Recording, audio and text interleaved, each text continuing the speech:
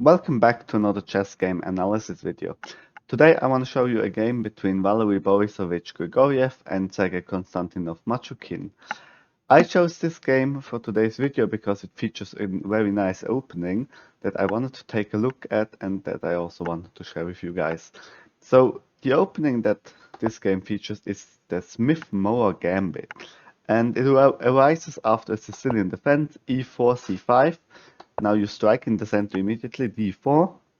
Black normally accepts this pawn, and now you don't recapture with your queen, but you gambit in the style of a real gambit, a pawn with c3, then black normally takes the pawn, as in this game, d takes c3, and now knight takes c3. So the idea is basically that you already have got a center pawn and you developed a knight already, and you get some lead in development pretty early on, and black normally gets quite a passive position. According to the engine, this is basically alright to sacrifice the pawn. It's an equal position from here on where both players have got chances, but of course you need to attack with white, otherwise you just down a, a full pawn and you haven't got compensation, so you need some attacking potential. So in this game, knight c6 was played, a normal developing move, knight f3, developing, now d6, bishop c4, and now e6. You see already black kind of gets a little bit of a passive position here. This bishop is already blocked, so no center pawns here. It's a little bit passive already, but still playable. So white castles, bishop e7, queen e2, and here you see the lead in development. Black has a rather passive position, and white already castled, has 4 pieces into the game, and black only has got 2 pieces in the game. So this lead in development, black needs to catch up at some point. Knight f6 was played, and now we have rook d1, bringing the rook into the center. And here already, with the lead in development, this already leads to some nice tactics, because if you play something slow, like a6, which would be a mistake, then e5 is played. So the knight is attacked and the d-pawn is pinned, because the queen and the rook are on the same file. So basically the knight then needs to move back, knight d7, e takes d6. Now the bishop is attacked, supported by the rook on the d file, bishop f6, and with this nasty d6 pawn, black is already being smothered, and the engine says white is winning in this position because of the lead in development. So you need to be careful already with black. So instead of playing something slow like a6 or h6, you need to strike in the center as well with e5 and not allow white to play e5. This is very important, but also this d-pawn now is a backwards pawn, and if you can never push d5, you're basically just worse. And here it's already equal, the pawn is fully compensated, white has full compensation for the pawn. So more development, bishop e3, now black castles, and we have rook ac1, bringing the last piece into the action. And now we see that white basically sacrificed one center pawn, but is better developed. Black has a rather passive position, and we're gonna see some nasty tactics as well, how this can actually be exploited. So bishop e6, black is interested in trading pieces to reduce white's attacking potential, because you're up a pawn, you want to trade down material so that your pawn has more weight in the end game. So before trading, we have b4. This is also a sacrifice that you should not really accept, because there are problems then. So we just have knight g4. Now we have got this trade of bishops. Bishop takes e6, f takes e6, and now the bishop is attacked by the knight, and you don't want to trade this nice dark square bishop, so it moves to c5. Still same theme as before. This d-pawn is pinned because the queen and the rook are still on the same file, so this bishop can't really be captured. And again, if you try to slow play stuff here, there are still tactics, like if you play something like h6, that the knight maybe can't enter the position or something, you have this b5 move, and then the knight basically needs to move into the center. For instance, knight d4, knight takes d4, e takes d4, bishop takes d4, And now you won back your pawn, and you're still better developed, and you still have more pawns. In the center, you got some space advantage here as well. So again, not possible to really slow play this, but you need to play active moves in this position. So we have a6 here, trying to stop the advancement of the pawns here on the queen side. So this is also problem is with this move, it kind of weakens this square, and we're gonna see how white is gonna exploit this. A6 in this position is more active than h6 on the other side because the action is now on the queen side and not on the king side. That's why this is basically stopping some threats as well. But first the knight gets kicked on the other side, the knight moves back, queen c4. Now you see white shifts the attacking potential into the center, trying to win back one pawn. Queen d7 somehow holds the position together, but now a4. And now the pawns start rolling here on the queen side, trying to create more weaknesses in black's position. Rook fc8 development. And black is not worse by any means, but white just has a very nice position and compensation for the pawn. But it's very much playable if you're black. So black didn't really do any huge mistakes here. Just how the position develops in this gambit. And if you kind of like these kinds of attacking offensive positions with white, then you can very much play this gambit. And you've got compensation here, a very comfortable position.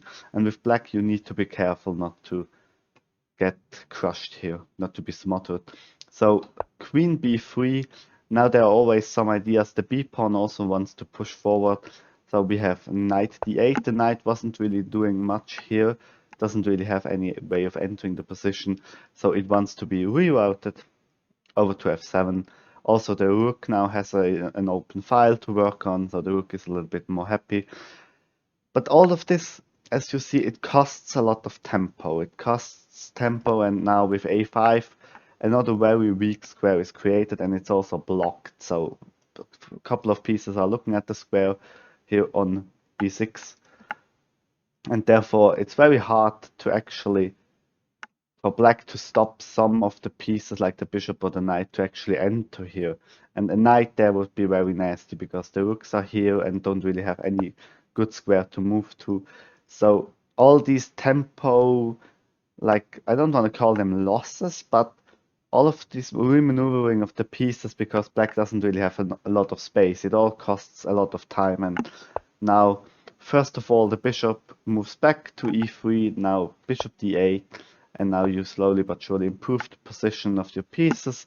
Knight g5. You trade off one of the knights, which wasn't really doing a lot on f3 either. So now the bishop is a little bit more active here.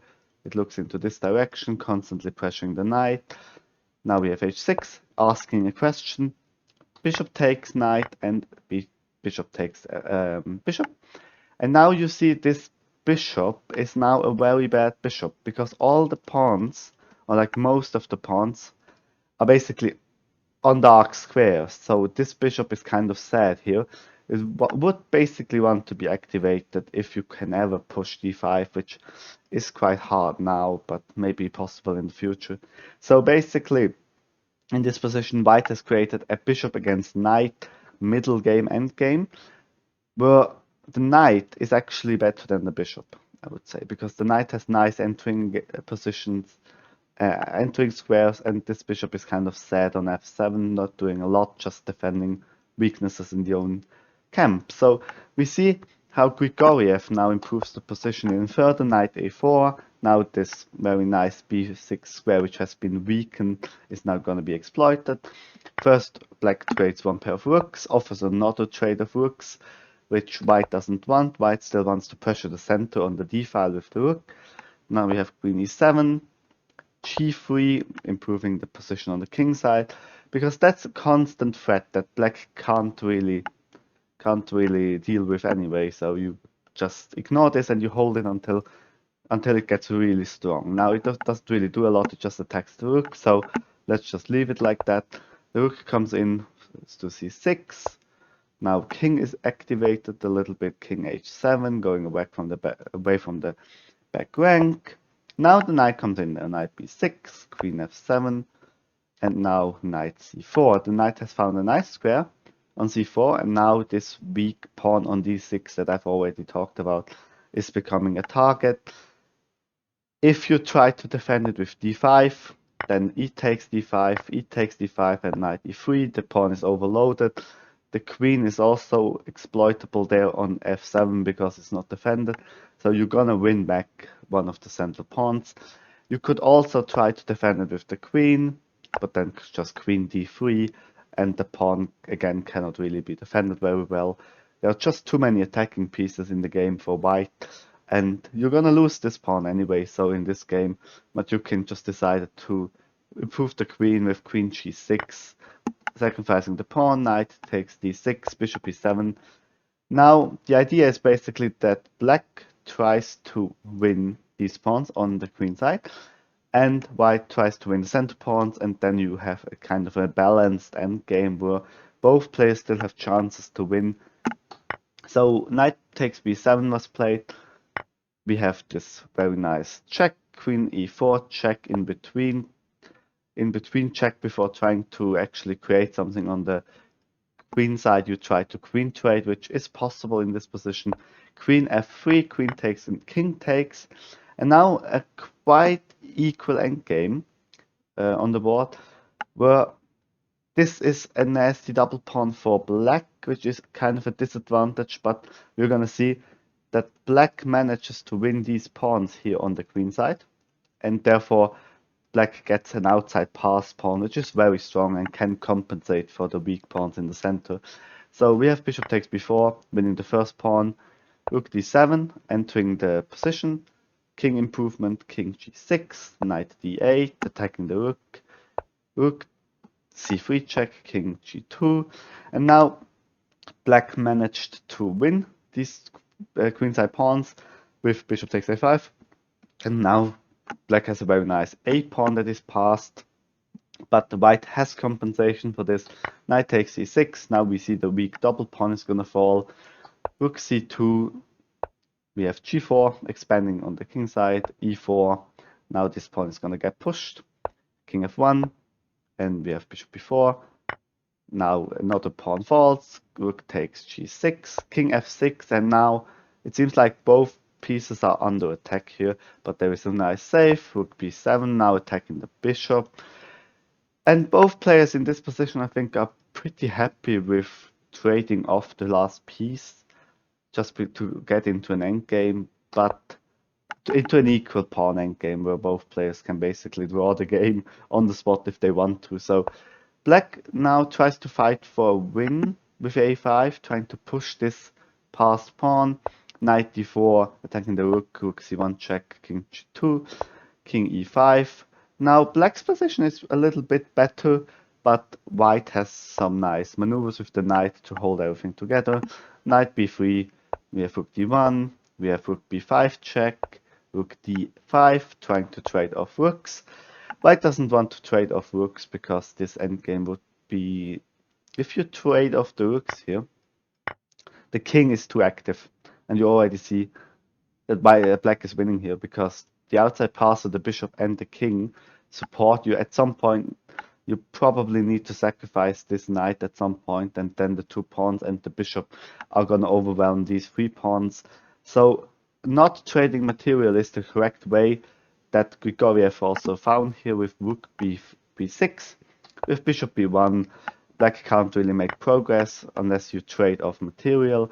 Now white wins another pawn on the king side. Now white is actually up a pawn, but you see this a pawn is very dangerous. We have a4, rook h5 check, king d7, and we have rook h6 check. The knight blocks this entrance for the black king, and the white rook can now give checks or even go behind the pawn to stop it.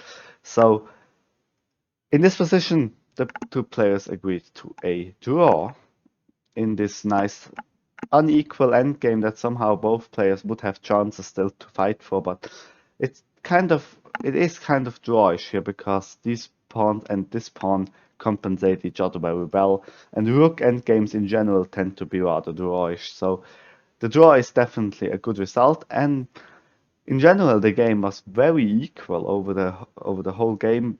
Black just managed to hold on to the pawn and then tried to convert this into a winning position in the endgame, which didn't really work out, but none of the players who actually blundered or made huge mistakes. It was just little inaccuracies maybe, and a lot of theory. So I hope you liked this Smith-Morra Gambit idea. Maybe you can try it out in one of your own games. You can also send me games that you would like me to analyze, one of your own games or games of your favorite chess player. Check out my Instagram if you want to see live chess. Also check out my Twitch. And I hope to see you in the next video. Bye.